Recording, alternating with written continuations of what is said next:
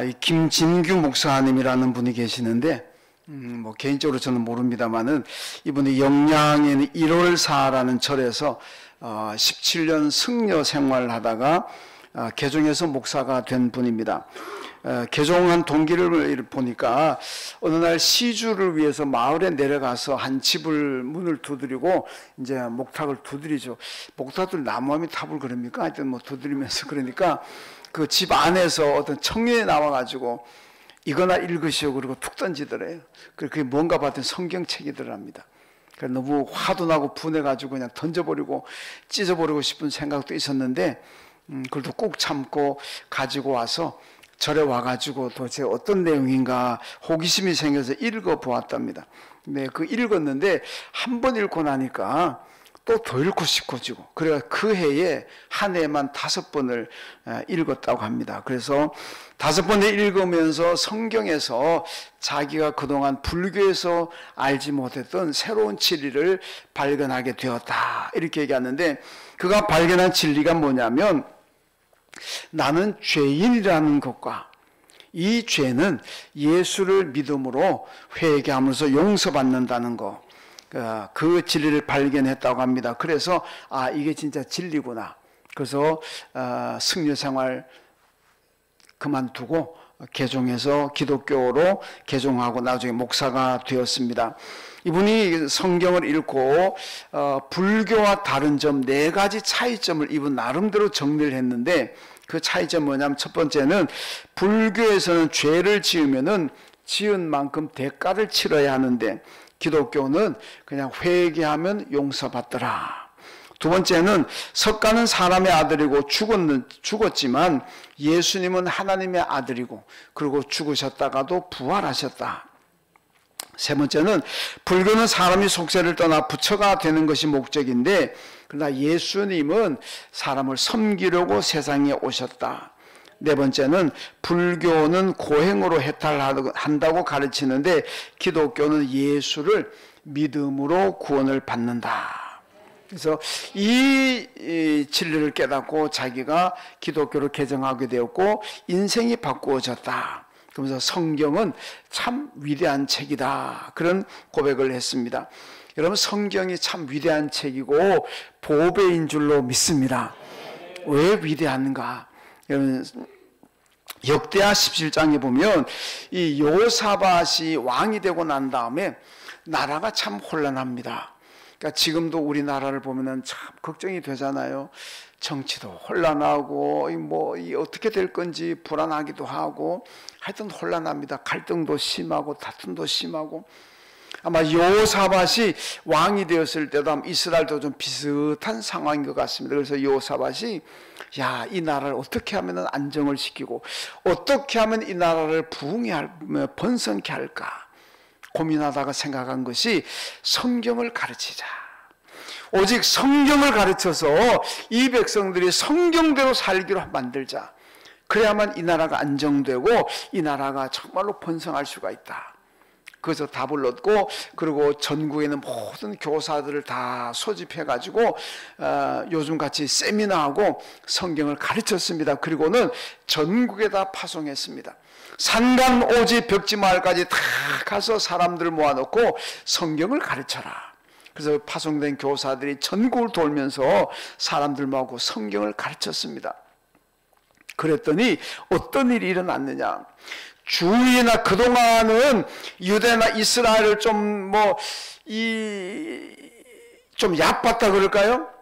제가 제 고향에서는 요때 세피하게 본다 이렇게 얘기하는데 하여튼 이해가 된지 모르겠습니다만은 아주 얕보는 거 얕잡아 보고 세피하게 보고 하여튼 침략해서 목을 삼키려고 했는데 이제는 이 여호사밧의 그 계획적으로 성경을 가르치고 성경 말씀 순종하게 만드니까 그 다음에 주위 나라들이 오히려 두려움을 느낍니다. 이스라엘에 두려움을 느껴가지고 선물 가지고 오라 얘기도 안 했는데 주위 나라들이 금은 보화를 잔뜩 싣고 여호사밧 왕에게 갖다 바치면서 이거 받으시고 우리나라를 침략하지 말아 주십시오.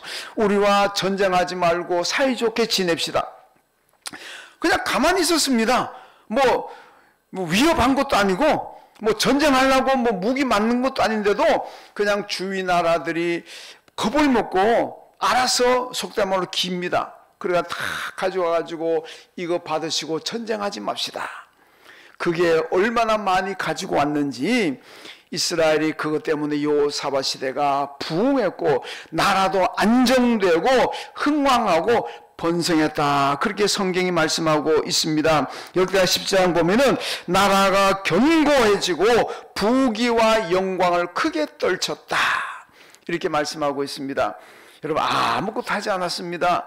무기 만들고 군사 훈련시킨 것도 아니고 전쟁 준비한 것도 아닙니다. 그런데 그냥 성경 말씀 가르치고 성경 말씀에 순종하게 만들었더니 그렇게 나라가 안정되고 부강하게 되었다. 크게 떨쳤다. 이렇게 말씀하고 있습니다. 여러분 우리가 가정이 혼란할 때도 마찬가지고 나라가 혼란한 것도 마찬가지고 이런 혼란한 시대에 혼란한 내 인생, 혼란한 혹시 우리 가정, 혼란한 이 나라를 어떻게 안정시키고 어떻게 부강하게 만들까? 성경에 답이 있는 줄로 믿습니다. 여호사밧 시대처럼 성경을 읽고 성경을 배우고 여러분 성경 말씀대로 순종하고 나간다면 사탄이 우리를 보고 두려워할 것이고 세상의 악한 문화들이 우리를 보고 두려워할 것이고 여러분 우리는 하나님의 축복을 받아서 번성하게 되고 안정되고 행복하게 살게 될 줄로 믿습니다. 그러니까 모든 것의 해답은 성경에 있는 줄로 믿습니다. 성경의 답입니다. 여러분 오늘이 바로 성서주일입니다. 성경을 부지런히 읽고 성경을 배우고 성경에 순종하자는 그런 주일입니다. 여러분 성경이 왜 중요하고 왜 절대적인 가치를 지니고 있는 책이겠습니까? 오늘 본문 39절 말씀을 한번 같이 읽습니다. 시작. 너희가 성경에서 영생을 얻는 줄 생각하고 성경을 연구하거니와 성경이 곧 내게 대하여 증언하는 것이니라. 아멘. 여러분 성경에 여러분 영생의 길이 있습니다. 오늘 읽은 말씀은 성경의 두 가지 절대적인 가치, 성경이 증언하고 있는 절대 증언 두 가지를 지금 소개하고 있습니다. 먼저 하나는 성경에 바로 영생의 길이 있다는 겁니다. 여러분 우리가 다 영생에 관심이 있고 다 영생을 소망하고 있습니다. 그 영생의 길이 어디에 있느냐? 바로 성경에 있다는 말씀입니다. 오늘 보면 39절에 너희가 성경에서 영생을 얻는 줄 생각하고 이렇게 말씀하고 있고 요한복음 20장 31절에 보면은 성경을 기록한 목적은 너희로 하여금 영생을 얻기 위함이라 이렇게 말씀합니다. 요한복음 3장 16절 말씀 우리가 잘 기억하고 있는 대로 하나님이 세상을 이처럼 사랑하사 독생자를 주셨으니 이는 저를 믿는 자마다 멸망치 않고 그다음 뭡니까? 영생을 얻게 하려 함이라. 하나님께서 왜 예수 독생자들 예수를 세상에 보내셔가지고 왜 우리로 하여금 그 아들 예수를 믿으라고 말씀하셨습니까? 그건 바로 우리가 멸망치 않고 영생을 얻게 하기 위해서 예수를 보내셨고 믿으라고 한 줄로 믿습니다. 이 영생의 길이 바로 성경에 있다는 말씀입니다. 여러분 성경은 영생을 가르치고 있습니다. 성경에 보면은 죽었다가 살아난 사람들이 많이 있습니다. 나사로도 죽었다가 살아났고 나인성 과부의 아들도 죽었다가 살아났고 회당장 야이로의 딸도 죽었다가 살아났고 여러분 예수님께서 운명하시는 순간에 500명의 사람들이 살았다 그랬습니다. 신약에도 죽었다가 살아난 사람들이 있고 구약에도 죽었다가 살아난 사람들이 있고 그런데 그 사람들이 지금도 살아있습니까? 여러분 나사로 지금도 살아있습니까? 야이로의 딸이 지금도 살아있습니까? 나인성 과부의 아들이 지금도 살아있습니까? 저도 이스라엘 가봤지만 그 사람들 아직도 살아있다는 얘기를 못 들었습니다. 살았지만 다 죽었습니다. 500명의 사람들이 살아났다 그랬지만 다시 다 죽었습니다. 여러분 그렇게 본다면 세상에는 여러분 영생이라는 것이 없습니다. 사람은 다 살아났던 그냥 죽었던 한번 왔다가는 다 죽게 되는 것이 창조 질서고 여러분 세상의 이치인 줄로 믿습니다. 근데 여러분 성경은요 죽으면은 영생 얻는 사람들이 있고 영벌에 처하는 사람들이 있다, 그렇게 말씀하고 있습니다. 영생이라는 것은 하나님의 나라에서 영원히 사는 것이고, 영벌이라는 게 뭡니까? 영원히 벌받고 영원히 지옥에서 고통당한다는 그런 말씀입니다. 누가복음 16장에 보면은 부자와 거지 나사로가 다 같이 죽었는데, 여러분, 거지 나사로는 하나님의 나라 천국에서 영생하고 있습니다. 그런데 부자는 지옥 음부에서 영벌에 처했다 그랬습니다. 여러분, 나사로가 간 곳은 하나님의 나라 영생이고 부자가 간 곳은 지옥의 영벌에 처했다는 말씀입니다. 마태복음 25장 46절 보니까 의인은 영벌에, 아닙니다. 악인은 영벌에, 의인은 영생에 들어가리라, 이렇게 말씀하고 있습니다. 여러분, 예수 믿는 사람도 영생하고 예수 믿지 않는 사람도 영생합니다. 영생은 영원히 사는 거라는 거잖아요. 예수를 믿어도 영원히 살고 예수를 안 믿어도 영원히 삽니다. 문제는 장소가 문제입니다. 어디서 영원히 사느냐가 얼마나 중요합니까? 예수를 믿고 구원받으면 하나님의 나라 천국에서 영원히 사는 줄로 믿습니다. 그러나 반대로 예수를 믿지 않으면은 영벌, 지옥에서 영원히 살게 되는 겁니다. 여러분, 잠깐 고통당하다 죽음으로 끝난다면 괜찮습니다. 그런데 이게 죽지 않고 지옥에서 영원히 영벌에 처한다 그러니까 이게 얼마나 불행하고 고통스럽겠습니까? 그러니까 우리는 성경에서 영생의 길을 발견하고 여러분, 믿음으로 살아가서 하나님의 나라에서 영생을 얻어야 될 줄로 믿습니다. 이 영생을 어떻게 얻습니까? 여러분, 세상은 모릅니다. 서점에 가면 책들도 많이 있고 세상에 많은 세미나도 하고 뭐도 훈련도 합니다만은 거기에 영생의 길이 없습니다.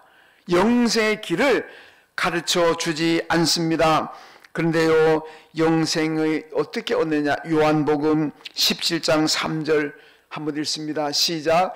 영생은 곧 유일하신 참 하나님과 그의 보내신 자 예수 그리스도를 아는 것이니이다. 아멘. 여러분, 영생 얻는 방법이 뭡니까? 영생 얻는 길이 뭡니까? 하나님과 하나님이 보내신 자 그의 아들 예수 그리스도를 아는 것, 믿는 것이 영생 얻는 길인 줄로 믿습니다. 이거 외에는 영생 얻는 길이 없습니다. 영생 얻는 길은 오직 하나밖에 없습니다. 하나님을 믿고 그가 보내신 자 그 아들 예수 그리스도를 믿어야만 영생 얻게 될 줄로 믿습니다. 여러분, 그래서 성경에 바로 영생 얻는 길이 있습니다. 그러니까 성경을 부지런히 읽어야 됩니다. 여러분, 금년에 우리 교회가 성경 4만 장 읽기 운동을 하고 있는데, 제가 오늘 아침에 교회 와서 카운트했는데 거의 9만 장 가까이 읽었습니다.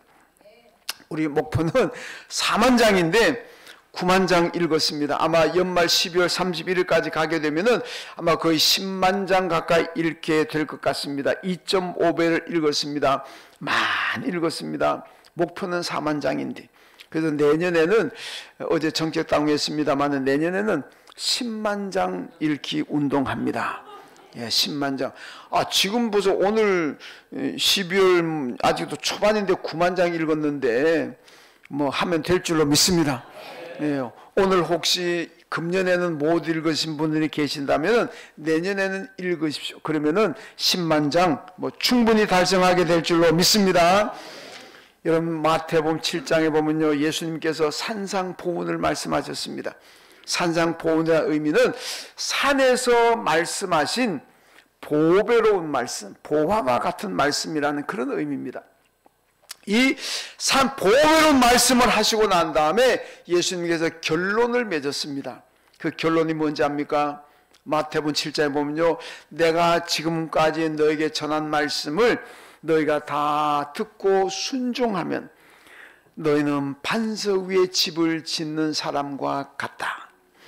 그러나 내가 한 말을 너희가 듣기만 하고 순종하지 아니한다면 모래 위에 집을 지은 사람과 같다. 여러분, 모래 위에 집을 지어 놓으면은 비가 오고 창송 안 하고 태풍이 불고 바람이 휘몰아치면은 그 집은 흔적도 없이 사라져 버리고 맙니다. 그러나 반석 위에 집을 지어 놓으면 태풍이 불고 무슨 홍수가 나고 비바람이 몰아쳐도 반석 위의 집은 그대로 있습니다. 여러분, 그러니까 말씀을 듣기만 하고 순종하지 않으면은 모래 위에 집을 지은 것 같기 때문에 다 무너지고 없어집니다. 그러나 말씀을 듣고 순종하면 읽고 순종하게 되면은 반석 위에 집을 지은 것 같기 때문에 거기는 어떤 환란이 오고 풍파가 와도 무너지지 않습니다. 언제나 안전하고 든든하게 더 번성하게 될 줄로 믿습니다. 여러분, 성경에 영생의 길이 있다는 것을 믿고 성경을 부지런히 읽으시고 그 성경 말씀대로 순종하고 사십시오. 그럴 때 여러분의 인생의 집이, 여러분의 가정도 사업장도 다 반석 위에 세워지게 될 것이고 거기서 부흥하고 흥왕하고 강성하게 될 줄로 믿습니다. 그 다음에 두 번째는 성경은 예수님이 그리스도라고 증언하고 있습니다.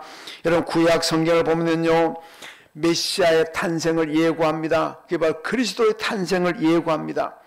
여러분, 메시아나 그리스도란 말 똑같은 얘기입니다. 메시아는 히브리어고 그리스도는 헬라어고, 뭐 정확하게 그 그리스도 말하면 뭐 크리스토스 이렇게 나갑니다만은 우리 한국말로는 그리스도입니다. 옛날 한경직 목사님 맨날 그리스도 그러는데, 저는 그리스도란 말 쉽게 발음하는데 한경직 목사님 그게 발음이 안 되시나 봐요. 늘 그리스도. 뭐 그리스도도 같은 얘기고 그리스도도 같은 얘기입니다. 다 무슨 뜻입니까? 구원자란 뜻 아닙니까? 우리를 죄에서 구원하시고 영원한 하나님으로 인도하시는 분이 누굽니까? 메시아이고 그리스도인 줄로 믿습니다.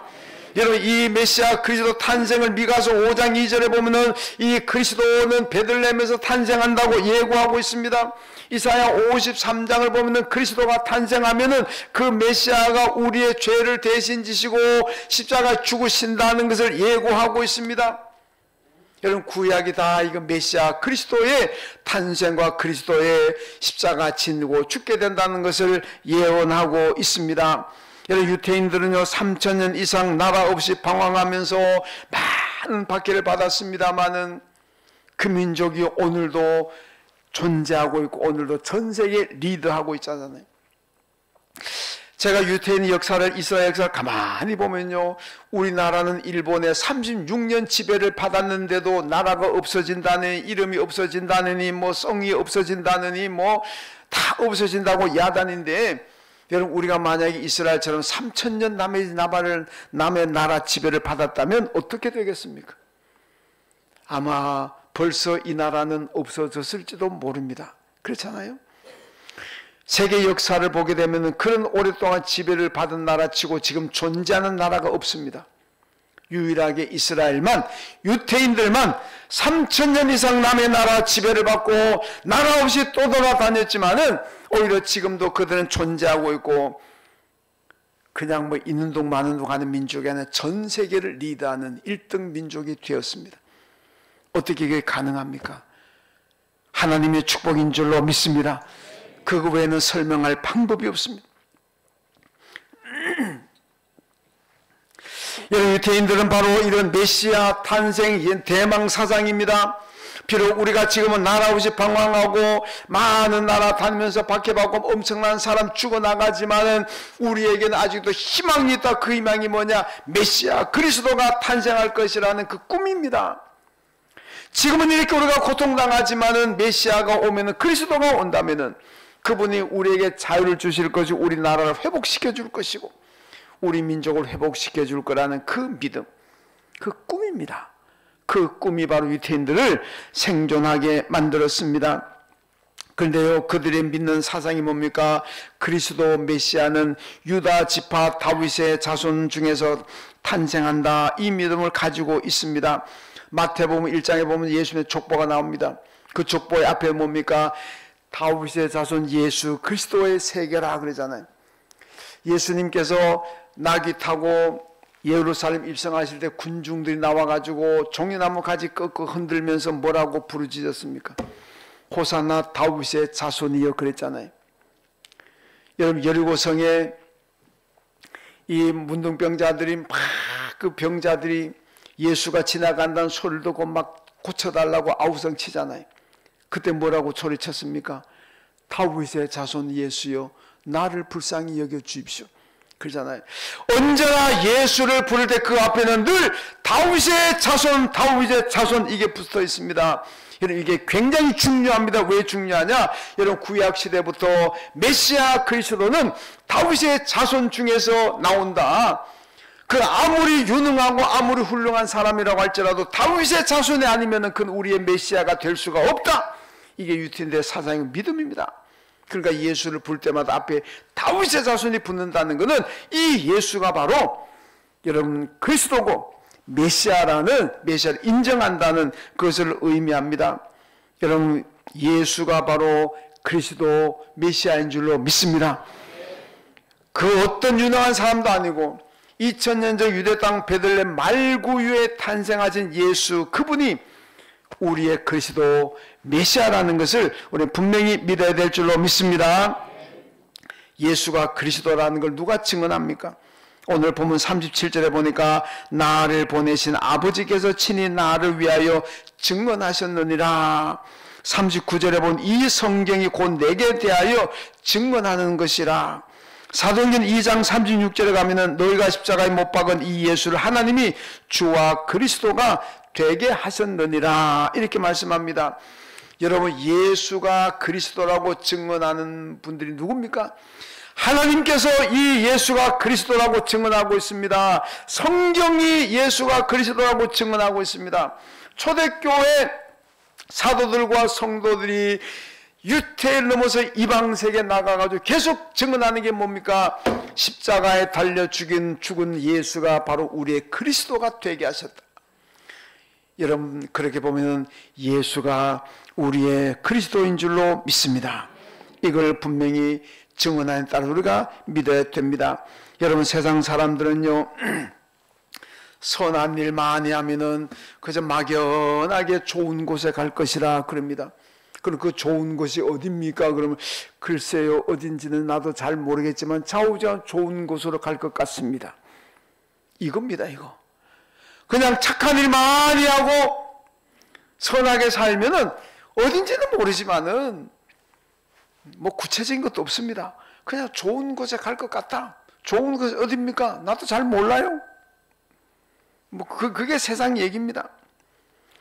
여러분 그런데 성경은요 그 좋은 곳을 분명히 말씀하고 있습니다. 그 좋은 곳이 어디입니까? 천국인 줄로 믿습니다. 이 천국을 어떻게 갑니까? 마태복음 16장 16절에 베드로가 예수님 앞에 신앙 고백합니다. 주는 그리스도시요 살아계신 하나님의 아들입니다. 여러분 예수님께서 이 고백을 들으시고 얼마나 기뻐하는지 몰라요. 여러분 예수님이 세상에 오셔서 기뻐할 때도 많고 막 좀 화를 내실 때도 많고 성전에 들어가시가 막 화가 나가 막 다 엎어버리잖아요. 화내실 때도 많은데 그런데 예수님이 제가 보니까 제일 기뻐하실 때가 언제냐? 베드로가 신앙 고백했을 때 같아요. 주는 그리스도시요 살아계신 하나님의 아들입니다. 이 고백이 나왔을 때 예수님께서 얼마나 기뻐하시냐? 바요나 시몬아 내가 복이 있다. 내가 천국 열쇠를 너에게 줄 것이다. 네가 땅에서도 매면 하늘에서도 매일 것이고 땅에서 풀면 하늘에서도 풀릴 것이다. 네가 고백한 이 고백 위에 내가 교회를 세울 것인데 음부의 권세가 이기지 못할 것이다. 여러분 이 베드로 고백이 긴 것도 아니면 짧습니다. 따라합시다. 주는 그리스도시요 살아계신 하나님의 아들입니다. 요 말씀입니다. 이 말씀이 나올 때 주님이 그렇게 기뻐하시고 이야 여러분 천국 열쇠를 준다는 거예요. 천국 열쇠 가지고 있으면요 그냥 하나님께서 장갑더라도 열고 들어가면 되잖아요. 우리는 만약에 천국 갔는데 하나님 문 잠가놓고 안 열면 못 들어가잖아요. 그런데 베드로는 천국 열쇠 있으니까 어떻게 합니까? 잠가놔도 열어버리는데 뭐. 예. 그러니까 그게 바로 직통하는 겁니다. 하나님께서 설령 너는 못 들어가 그래도 베드로는 들어갑니다. 왜? 열쇠 가지고 있는데. 저와 여러분은 하나님 만약에 잠궈 버린다고 못 들어갑니다. 열쇠 없으니까.